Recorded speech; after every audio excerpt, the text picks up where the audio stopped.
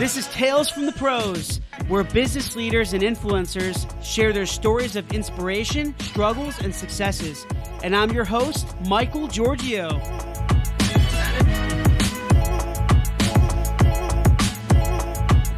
Hey everyone, welcome to Tales from the Pros. This is Michael Giorgio, your host and co-founder of Imaginovation. My special guest with me here today is known as the Boss in Heels, teaching how to empower you to create your confidence and live life to its fullest and ultimately achieving success. Coming from humble beginnings, she has become a best-selling author, keynote speaker, entrepreneur, and founder of Boss in Heels, having successfully climbed the corporate ladder for nearly 20 years.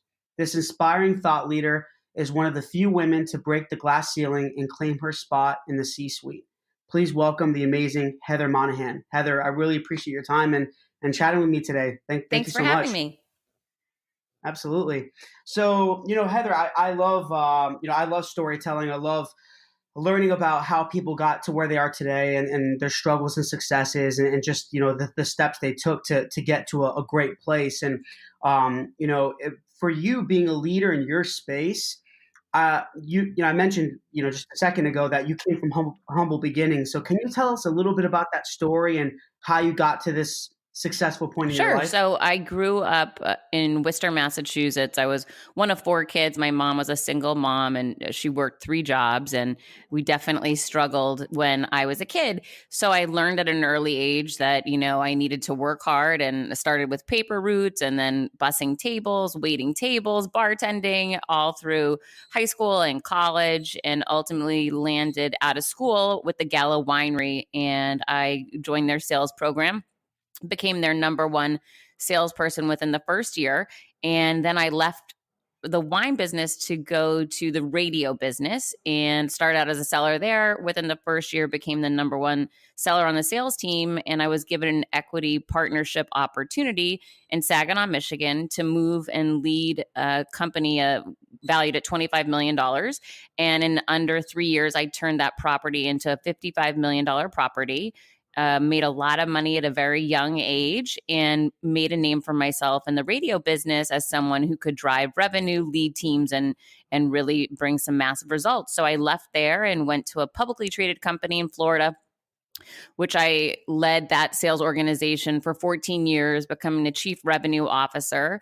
And after being promoted 3 times and winning a number of different awards, I ended up getting fired when the CEO became ill and he elevated his daughter to replace him. So I took that opportunity 2 years ago to go to work for myself. I wrote and self-published my first book, Confidence Creator, which trumped for number 1 in business biography and has been a really massive success story. During that time, I learned to sell books. You need to get out and speak. So I hit the speaker trail, and I ended up getting picked up by all the major speaker bureaus, Big Speak, GDA Speakers, Harry Walker Speaker Agency, and APB Speakers, and really turned that into my primary business. And during that time, I signed with Podcast One and launched my own show, Creating Confidence with Heather Monahan. Wow. Well, what a story. So you really just left, you were, I'm sure you're doing very well for yourself financially, and you were involved in all this, you had a great career. So is the biggest reason you left that last job was because of that replacement that you said your boss replaced with his daughter? Yeah, and she fired me. I didn't choose to leave. Oh, okay. Oh, wow. So it kind of happened for a reason, right? Because look at you now. You have, these books, and you've been speaking, around the world and helping, a lot of women and men, I'm sure. So like with that being said, I know you talk a lot about confidence. So Heather, I think all of us really struggle with confidence. I have in the past, me being bullied as a kid for 15 years. I had very little confidence. I had to build my own confidence in certain ways.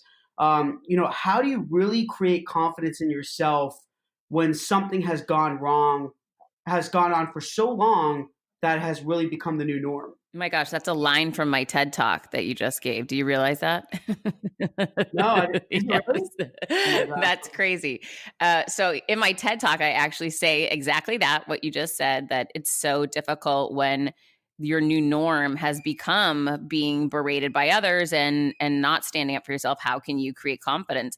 So in my TED Talk, I share the 5-step process that I implemented to create confidence, which is essentially, I was in advertising for over 20 years. I just took the philosophy that works for McDonald's and every other major advertiser, and I put it to work for me. So, number one, choose the right platform to run your ad campaign. Number two, choose powerful messaging. Number three, find a jingle or a music bed that elicits emotion and memory. Number four, have a call to action to convert the opportunity. And number five, you want to pair a visual image with this audio campaign if you really want it to explode. So, that was one of the ways I truly ran a personal ad campaign for myself, to elicit confidence within me. But in addition to that, in my book, Confidence Creator, I have 43 different chapters with 43 different tactics and strategies you can implement to create confidence within you, because people have different reasons why they're lacking confidence, whether it be you're not following your passion and you're in accounting when you really need to be a painter and you're denying that to yourself, or it could be that you're surrounded by a villain and you need to fire that villain, or it could be that you're running a negative tape in your head to yourself and you're the one really holding yourself back. So I outline all the different strategies so that whatever the issue is that you're up against in that moment, you're able to tackle it head on. Wow. And how did you come up with that? I like how you're kind of using the advertising metaphors towards yourself and creating confidence. Like how did you come up with that? How was it? How did you was it just an epiphany that you had to say, this is when I want to create this ad campaign for myself, to do this for myself and see what happens? Like what inspired you to come up with that Well, the strategy? headquarters, the office is almost 3 hours from where I live. So anytime I was driving over there, I would be thinking through how I didn't want to see this woman. She was the interim CEO before she became the CEO. When she was the interim CEO, she couldn't fire me, but she made it known that she hated me. And so I would constantly be forced to sit in a meeting with her as well as the other executive team, and she would ignore me, treat me in a very negative, passive aggressive way, that it became clear as I sat quietly in my seat and did nothing, I was feeling worse and worse about myself, and she was growing in strength. And so I would drive home and think to myself, I can't live like this. I can't afford to, I'm a single mom. I can't afford to lose my job. I need to pay my mortgage. What options do I have? And I felt powerless. So on one of those rides, I just thought to myself, I believe that there's always a solution for any problem. I just haven't found it yet. So I was thinking, racking my brain, okay, what solution is there that I'm not seeing? There's got to be one.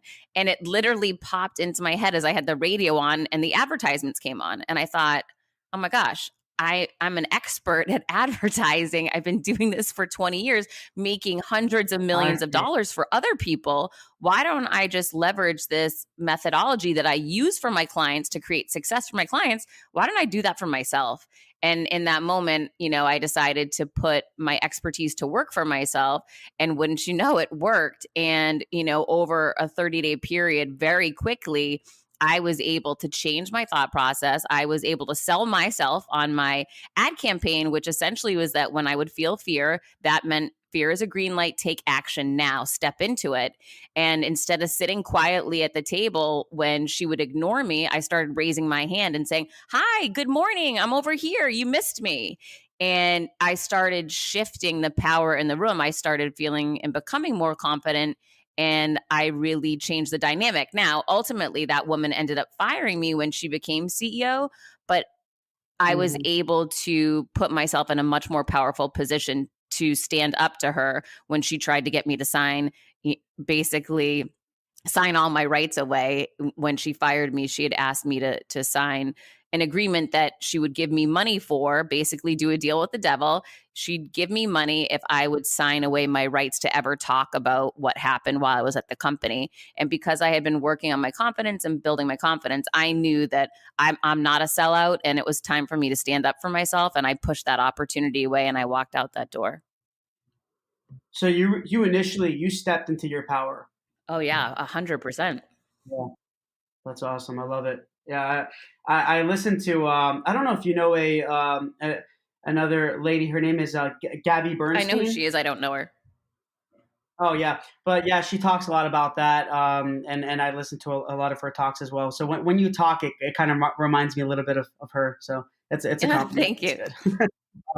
But so in regards to confidence, is building confidence developed more by action, or is it more of a mental game, or is it It both? depends on the person, right? So we're all different kinds of people. There's three different ways anyone can create confidence, whether it be belief systems, taking action, or accessing knowledge, right? So it depends on what you are able to gravitate towards that works for you. I'm an action driven person. So action will always be the easiest thing for me to gravitate towards. So for me, creating confidence absolutely comes from taking action. Some people do not like taking action, it freezes them up, and beliefs is the easier thing for them to work on. So those people should gravitate towards different, affirmations, working on rewriting the tape in their mind.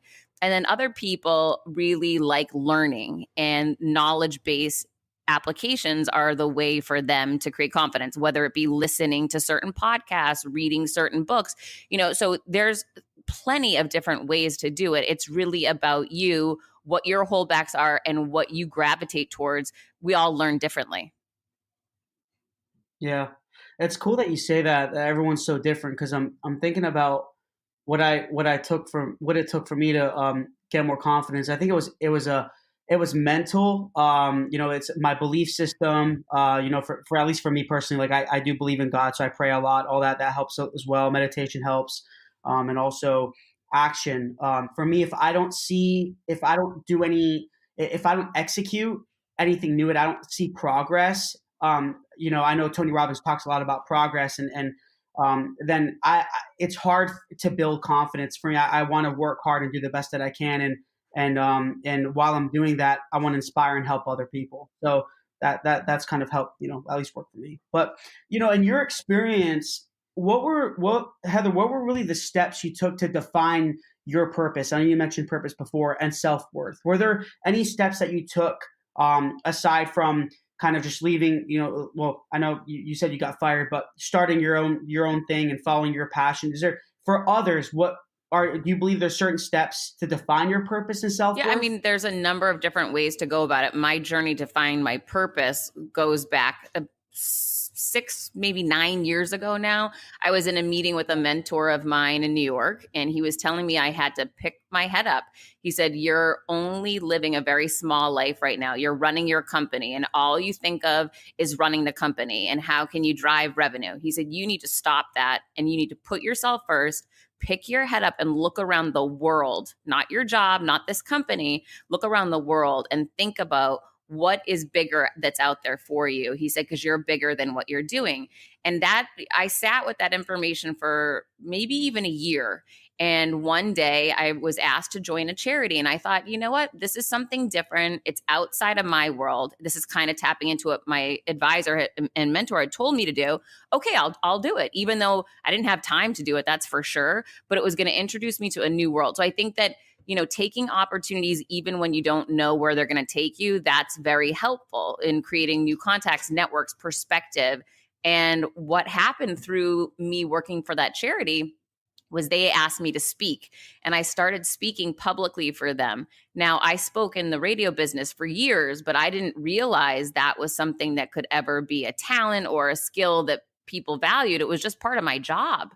So I discredited Right. it. Now that I was in this new world, the charity world, and I was getting asked to speak, I was seeing that there was huge value and a lot of praise and accolade that I got for that. That started opening my mind up to, there's something here. I'm really good at this. Why haven't I been noticing that this is a differentiator for me? And I started gravitating towards more speaking events. And then someone said to me, you should take a stand-up comedy class to really challenge yourself to grow. I didn't want to do it. And so what that meant to me is, if I'm resisting this, there's a reason why. I'm going to have to make myself do it. And what I learned from that stand-up comedy class is I have a superpower, and it was speaking, because I could stand on that stage ad nauseum and speak forever, and nobody else in the class could do that. So those strange, Mm. Different experiences taught me that there was something really powerful inside of me that I had never noticed before. So it all started with me putting myself picking my head up outside of my little world that I was stuck in and starting to push beyond that little world into new worlds, first being the charity world, then next being that stand-up comedy world. And those experiences really enlightened me to start seeing that I had superpowers inside of me that I had been ignoring, that nobody else had been shining a light on, and I had been devaluing. So that started me down a different path. For other people, so number one, put yourself into different environments and pick your head up outside of the small world you're living in and start looking beyond it and pushing yourself to access different industries, areas, and contacts. But another way is to reach out to 10 people in your life and send them an email, a text, or a phone call and say, listen, I'm doing some, work into myself right now. Here's what I want to know from you. What's unique, special, or different about me? As I define my unique value proposition, I'd love your perspective and help. And you're going to get back 10 emails from people giving you exactly what you haven't been able to see about yourself. And maybe they're going to tell you, you're the most energizing person I've ever met. You can lift people up in a second. Or maybe they're going to say, you are so detail oriented and smart. And when I am stuck with a problem, I go to you. But you'll see a pattern that will show up that maybe you haven't been noticing about yourself. And when you find that, there's going to be clues in there that will help steer you to what's unique and different about you. And another way is to look at the things that you love to do as a child.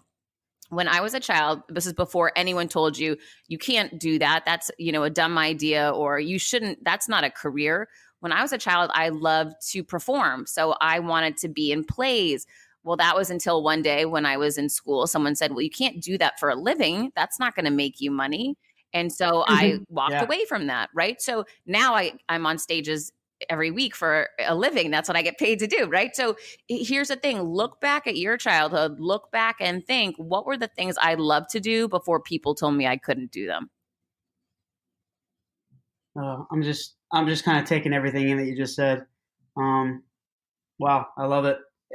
And what's funny, Heather, that we're so I feel like most of us are so stuck in our own little worlds when we're working. Either even if we're working for our own business or even working for somebody else, we're stuck in our own world, and we don't understand the powers that we actually have and the skills that we have because we know what we know. We don't realize that what we know could teach and inspire and help so many people. You know what I mean? Like even like for me with like marketing and storytelling certain things, I don't realize like, oh, I know what I know and I know I'm good at it, but will other people find value in that if I try to teach them and educate them and even speak on stage, inspire them like you do? It's pretty crazy. I love how you said that. You need to get out of that, like what your mentor mentioned, and get out of that mental state and shift and think about like, listen, it's a big world. A lot of people could Well, learn from you. that there's a really easy way to make that shift. And it's to say, when I'm thinking like that, which is what you just described, I don't know, is there any value in what I have? That's selfish. That's about being about you. Yeah. If you shift from being selfish instead to serving others and think, hey, there's a chance I could affect one person. If this message that I have, and I do this to myself anytime I second guess myself, if there's a chance that my message could affect one person, and I remember who I used to be when I didn't have confidence, when I didn't have mentors, when I felt alone. Wow, if I can share a message that could help that young girl, that young guy, that person, then it's selfish of me not to share it. I'm going to make myself take this chance. And when you ask and challenge yourself in that regard, how could you not share it, right? So it's not up to you to judge who needs your information. It's up to you to put it out there to make the world a better place. Oh, I love it. I love it. Thank you for sharing that. And any advice, Heather, on how you use your purpose and passion to really create a personal brand or leverage an existing company brand? So what I mean by an existing company brand is not everyone wants to create a personal brand, but some of us that or some people out there that work for another company and they love what they do. They love the business and they want to be like the face for the business. How do they use their purpose and passion to really create that brand? How do they do that? Is there something that you did? Obviously, you have your own personal brand. So, what did you do to really build that audience and Yeah. So engagement? 4 years ago, back when I was still in corporate America, I had started down this path, as I mentioned, 7 years ago, to start looking deeper into myself and living bigger, not just in my small company world. So that started me down a path that took years, but eventually led me to 4 years ago, where one day, it was the end of, I guess it must have been going into 2016. So it was 2015. And I said, going into the new year, one of my goals is going to be to elevate myself, to tell my story, to launch my brand so I can have a voice to help others. And in doing so, you need to identify, again, I was in marketing and advertising for a long time, so I knew how to do this. So I basically sat down with a good friend of mine who was a CMO, and she and I, as personal friends, just kind of started sketching out what are the brand pillars that represent Heather Monahan. And to me, that, is transparency, being authentic, being a leader, being someone who is, wants to share and help others. And we just started sketching out basically like a whiteboard, how you would do for a client, what are these brand pillars that this brand is going to stand for and really stand on. And you want to ask yourself, what are those keys to who you are? And they can change and evolve. It's not something that has to, this is it and it forever. Because those are the things that, that freezes people, like, oh, I'm stuck on my brand pillars. No, who cares? Just bang out a bunch of ideas, lead forward with those, because you want to cross-reference your content, your messaging against what those brand pillars are and be consistent with them. But it's okay to evolve. When I first started my brand 4 years ago, I didn't know I was going to speak about confidence. I didn't know I was going to write a book about confidence, right? Mm-hmm. So I've changed and evolved my brand over the past 2 years immensely. But back 4 years ago, I didn't know any of that was going to happen. So the key is to take action and launch it. You can evolve it and grow it. I actually work with a company called Brand Builders that specializes in this. So if you are afraid that you don't know how to do it, there's plenty of people out there. Brand Builders is a great company to work with. My friend Rory was on my podcast. I do a whole show about this, about how to launch a personal brand. So there's a lot of available information in the world that you can access, companies you can pay to help and you can hire to help you do this, or you can do it on your own. But the key is this: everyone's got a personal brand. It's up to you if you want to be the one directing it or you want to be the one responding to it. And by that, I mean, I had a personal brand before I launched mine 4 years ago. It was what other people said about me when I wasn't around. Now, I decided to take the pen and write the narrative myself. And that was a massive shift. It angered my employer at the time, right? Which eventually led me down a path where I got fired. But in the end, by being authentic and real and holding that pen, I took charge of where I was going instead of being batted around by where life took me. Yeah. And on a marketing perspective, Heather, what were some of the steps that you took to build your audience? I mean, I see you have a following, you have a community, a lot of people that you're helping around the world and inspiring, and even through your courses and all of that. Were there certain strategies or tactics that you implemented and executed that really helped you and it could be social media perspective, or it could even be just going to events, but anything that worked for you that was effective? So first of all, and this is key, I launched my personal brand 4 years ago. Instagram was so much more organic back then. Facebook didn't own Instagram back then, right? So here's the key takeaway there. Right. Start today, because right now the platform that is so organic is LinkedIn, and Facebook doesn't own it, right? So right now, and my post that I posted last week about my TEDx talk, it garnered 850,000 views because I used the right hashtags. I used 8 professional pictures. I was vulnerable in the post. So for me, that's the recipe of success on LinkedIn. And you learn this stuff by practicing. I have some posts I put up that get 2,000 views, and then I have some that have 850,000, or actually I have a couple of posts that have 1 million. So here's the thing. You need to be consistent. You need to post with frequency. Identify the platforms that are in growth phase. Right now, growing on Instagram's incredibly hard. They want you to pay to play. And I have no interest in paying for, to grow my audience. So gravitate towards the platforms that you don't have to pay. LinkedIn is a showstopper. You can create a massive audience within 1 year, even within a few months, if you're consistent, and show up as you. And some people will say this to me, well, that's easy for you to say, Heather, you have 20 plus years experience in sales and leadership. Well, let me tell you why I disagree with you. That's irrelevant. Yeah. So I could have started my brand when I was a brand new salesperson at the Gala Winery, because I could have shared that story and what I was learning and the mistakes that I made. some might say that's even more interesting than hearing from an expert, someone who's been doing it for 2 decades, right? So wherever you are in your journey, shine a light on that, who you are. I thought I got fired last week from my podcast company because inadvertently someone had mistaked my show for another person's show. They told an advertiser of mine, oh, we're not carrying Heather's show next year. That advertiser sent me that email. I went into a tailspin thinking I had just lost my show because I didn't have all of the information yet, right? So I had to reach out to my podcast company, talk to them about it, and find out that was never about my show to begin with. So sometimes there's just misinformation out there in the world. We need to take a step back from it and say, okay, there are lessons to learn on anything. I can be an expert in being a rookie. I can be an expert in showing them the crazy mistakes I make. And I posted about how I thought I got fired and what I learned from it. And that posted incredibly well. It doesn't have to be just about here's how you put together a business plan going into 2020 and here's my expertise around it. No, those are the posts that don't do incredibly well. The ones that do great are when you share your mistakes, your learnings, and who you really are. And maybe it's just that you're scared to be posting, but you're doing it because you want to start growing and stepping into fears how you're going to do that, and you want to help others. Just be you, show up as you, and be consistent with it, and do it with frequency, and you'll see the gains will come.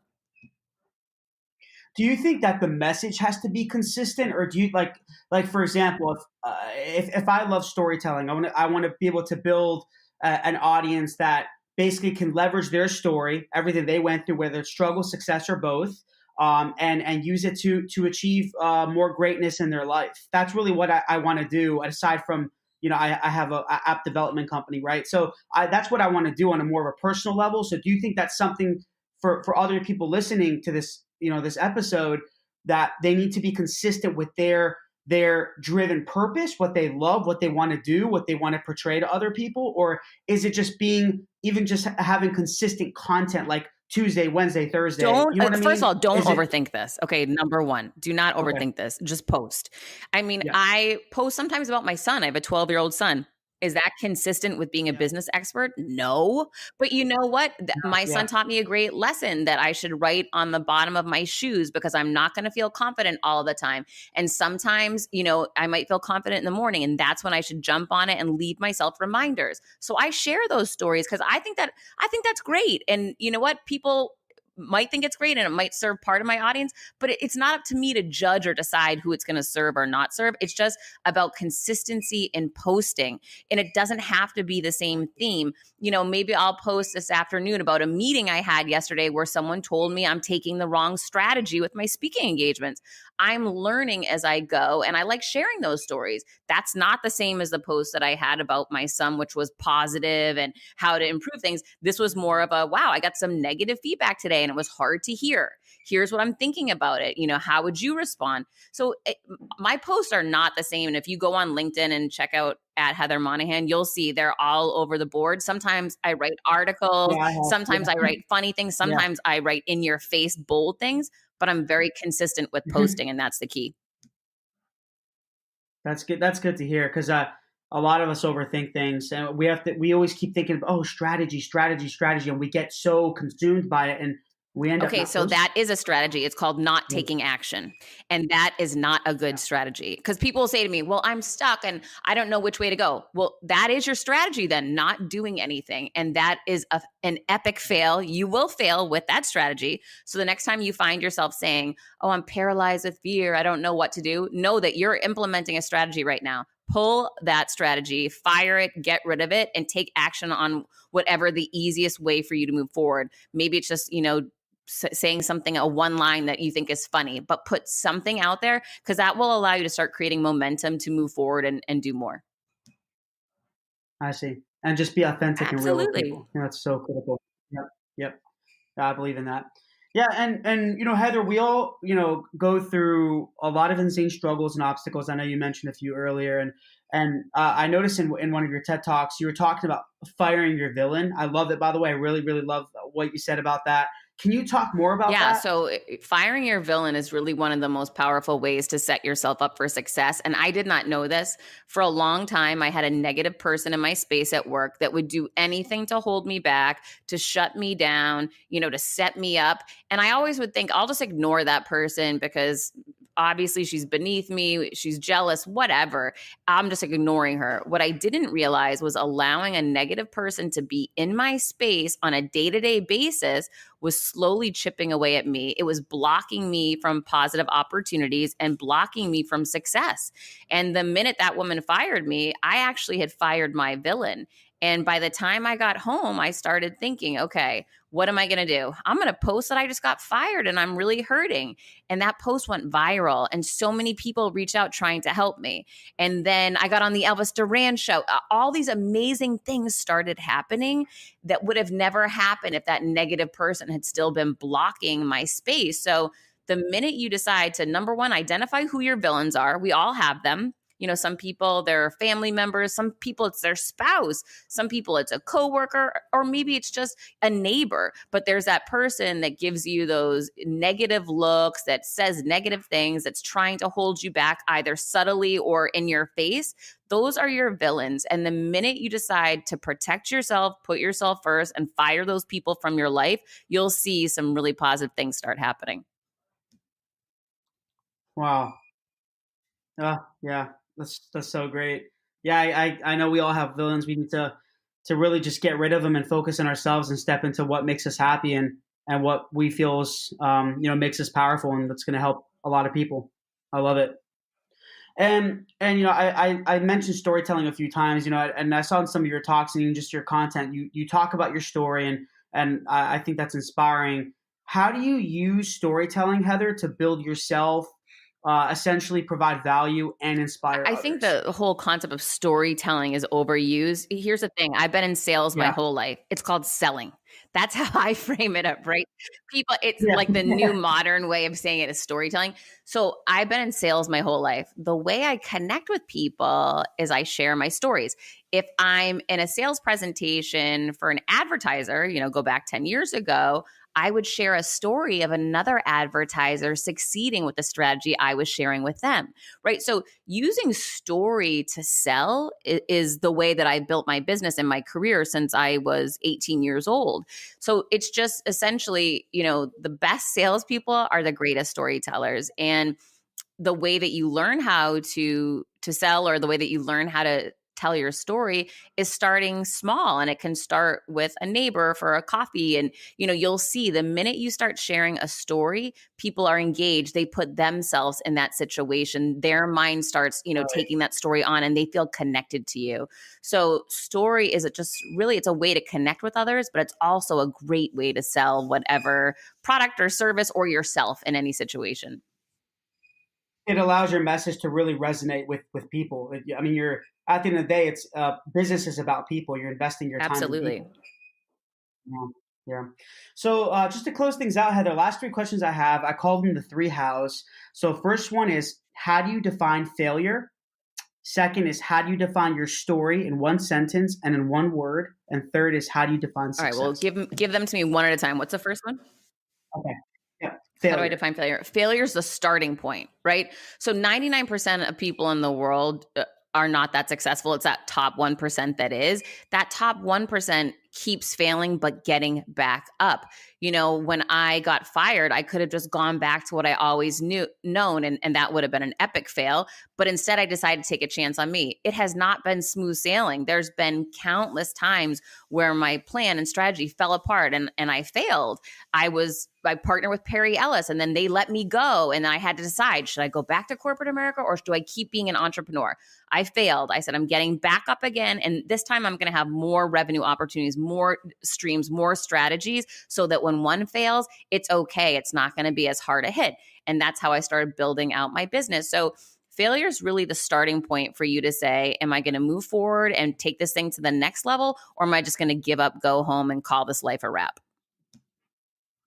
Yeah. And I have you heard of that term, fail forward? It's kind of like what you mentioned, right? You're just not giving up, insane perseverance. Absolutely. Yeah. And how do you define your story in one sentence and in one word? Well, my one word is confidence for sure. That's the game changer. And that's the difference between, where I am today versus where I was 15 years ago.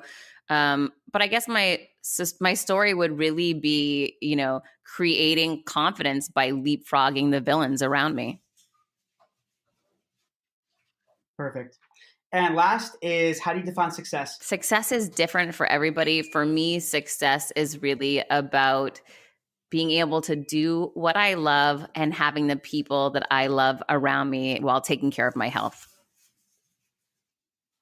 I love it. Heather, thank you so much. This has been wonderful. Really appreciate it. And I think a lot of people are gonna get a lot of value, receive a lot of value from this episode, and be inspired. So I'm really thankful for your time. So where can everyone find you? So my website is heathermonahan.com. My book is Confidence Creator. It's on Amazon and Audible. And my show, Creating Confidence with Heather Monahan, is on Apple Podcasts, Podcast One, anywhere that you find your podcast. And please check out my new TEDx talk. It's on YouTube. Just type in Heather Monahan and it will show right up. But it's definitely 10 minutes that could change your life. Fantastic. Heather, I'm really humbled, and thanks again for your time, and really appreciate it. So thanks for being a part of this podcast and sharing your story with us. And thank you everyone for listening. This is your host, Michael Giorgio, on Tales from the Pros. And until next time, thanks guys.